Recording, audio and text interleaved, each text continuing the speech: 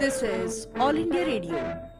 Yuvani. Good evening, listeners. In tonight's Yuvani, we have with us Manasa Casey. As you all know, the trend of the day is integrated courses. But how will the students manage these courses? Manasa is here to share her experience about management of integrated courses.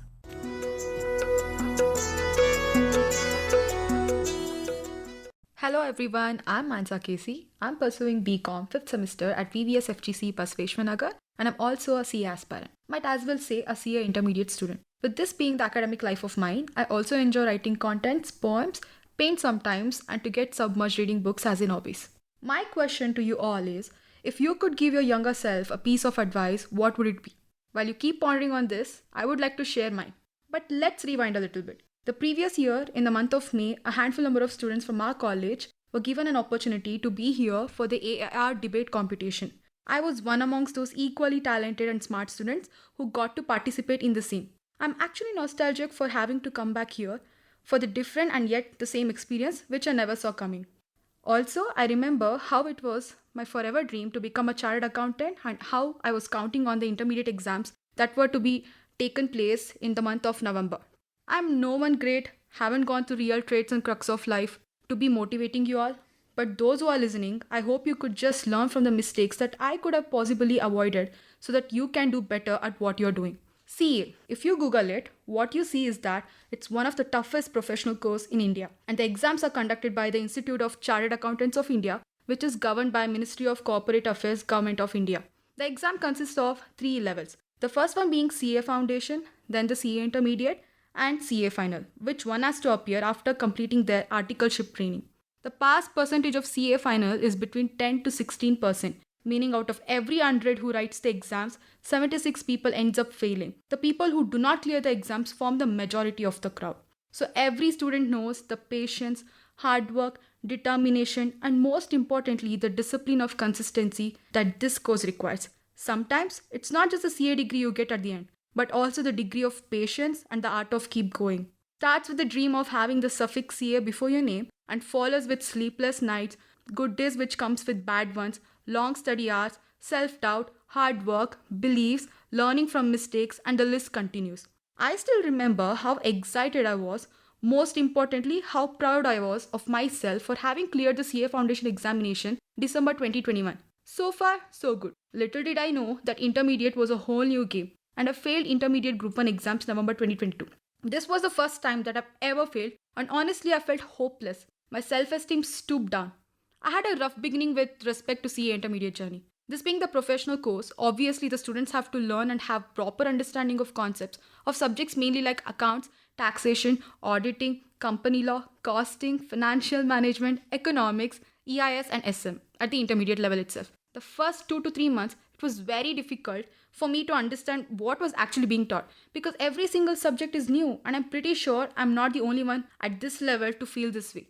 The institute mandates a period of 9 months for the exam preparation and the number of candidates who appear for the exams and the ones who actually make it through, meaning the pass percentage is negligible. Moreover, this being a competitive exam, it requires a lot of self-study and most importantly to remember and to retain what's learned and to keep practicing it. 5 months after enrolling for this intermediate course, I knew that it's only better to appear for Group 1, which consists of 4 papers. And meanwhile, I was still preparing for both the groups. You see, there's a saying, those who fail to plan are planning to fail.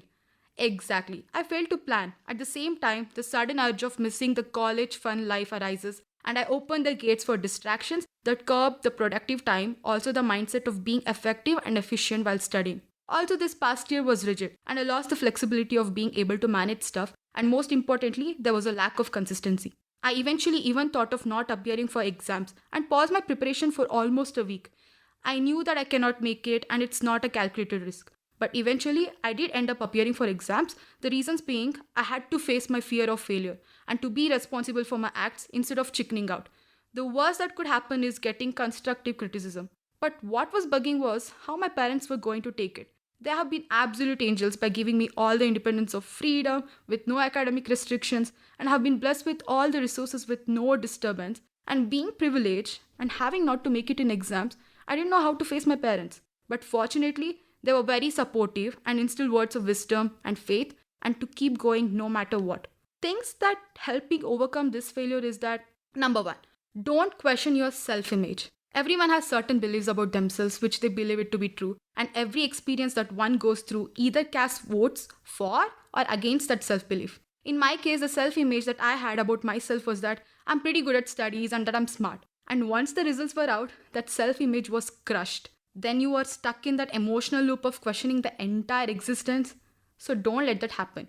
I know it's not easy to detach and just remember that, like, there was this random girl on the radio telling you, you are more than an exam, you're more than a job that you're working, and you are important. Don't let anyone take that away from you. And number two, changes. What changed between the person that I used to be before appearing for the exams and after failing the exam? Did I get super smart?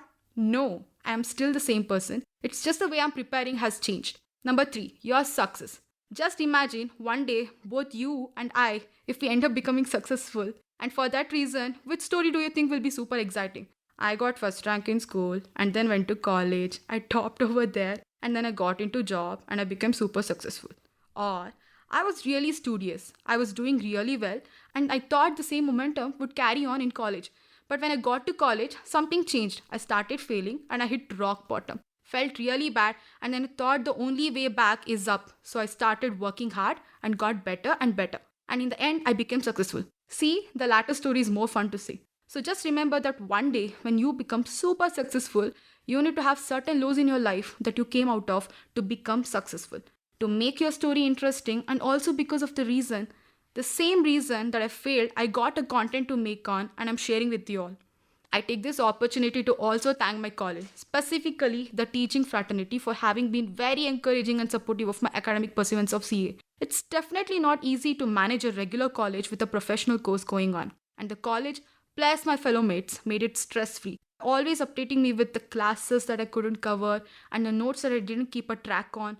And not just this, I was always given a welcome arms for other co-curricular activities, club events, so that I don't miss out on the fun and growing part of the college life. I'm extremely and immensely grateful for my college, and everyone there inspired me to go an extra mile and work a little harder just to make sure my potential don't go in vain. Now I know the reason for the failure, what went wrong and what needs to be done right. Every failure is a lesson. If you are not willing to fail, you're not ready to succeed. If nothing changes, nothing changes. We cannot become what we want by remaining just where we are.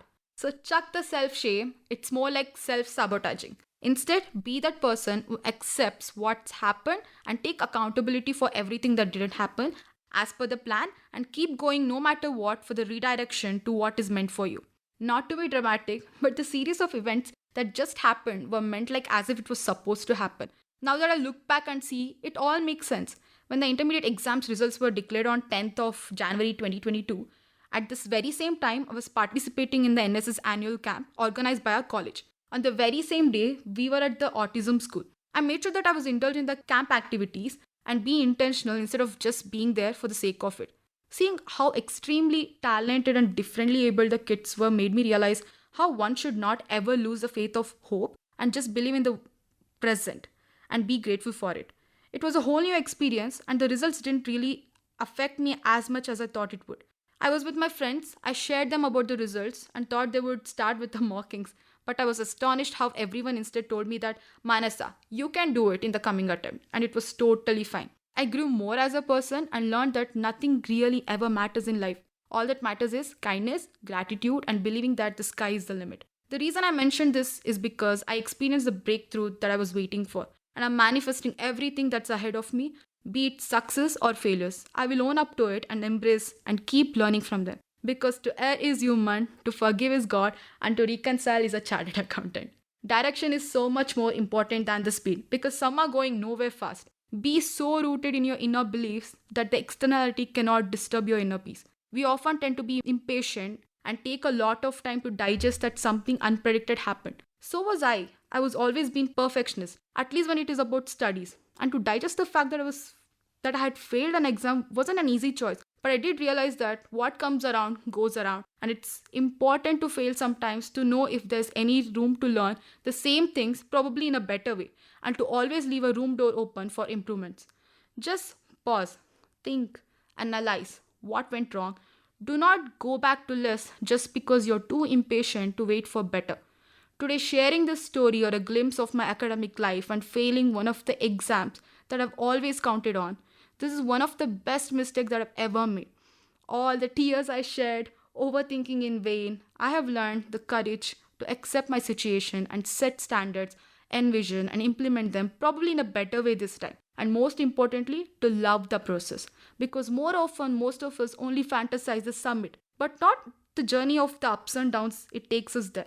We all know it's always the consistency over the perfection. Instead of thinking of it as, oh my gosh, this is the Himalayas I have to climb, think of it more like, wow, this is the Himalayas I will be climbing. Thinking this way will make you grow passionate about your journey.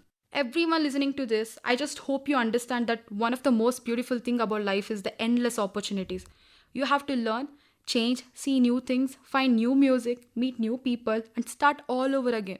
Do not box yourself in your inner thoughts. Focus on yourself, the task at hand, your happiness, the bigger picture, your goals, practicing presence, what's in your control, being at peace with you, because what you focus expands. Imagine even if you played it risky just for a year you stepped out of your comfort zone, talked to people you normally wouldn't, tried things that scared you. Even if you messed everything up, you will have the rest of your life to forget about it. So just do it. As of now, I'm breaking from complicated patterns, taking things slow, working on decluttering, releasing the past from difficult, toxic routines, habits, programs. I am focusing on seeing things with a clarity, with a more relaxed point of view. And this being the last year of my college, my present focus is on not missing out on the fun part of the student life at college with my friends, exploring, learning the real norms of life, and going with the flow with a long-term vision. I believe in the journey, relaxing, and I absolutely trust the timing because there are only two possibilities. You either win or learn. Guys, it's not just with an exam point of view, also with regards to real life situations. What's meant for you will happen. Everything will work out sooner or later, and it will work out in the most magnificent ways that you didn't even see coming. You may not be where you want to be yet, but look how far you have come. Be proud of what you have already achieved and look forward to the rest unfolding because it will happen no matter what. It's 2023. We all know time ain't waiting for us. Instead of counting the days, let's make each day count by living it to the fullest. Not chasing anything, but becoming a better version of the person that we were yesterday. Life isn't always perfect, neither are we. There will be days that don't go as planned, but there will also be days which will exceed all of our expectations. It's about balance, taking good with the bad. You can only do your best sometimes, regardless of the outcome. Your best is just enough. And coming back to the question that I asked in the beginning, that what is the piece of advice that I would give my younger self? That is, good things takes time. Thank you.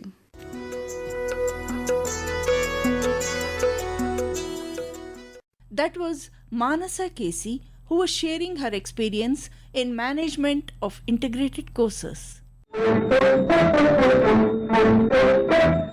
Hope you enjoyed the program. With that, we conclude tonight's Yuvavani. This program was brought to you from the studios of All India Radio, Bengaluru.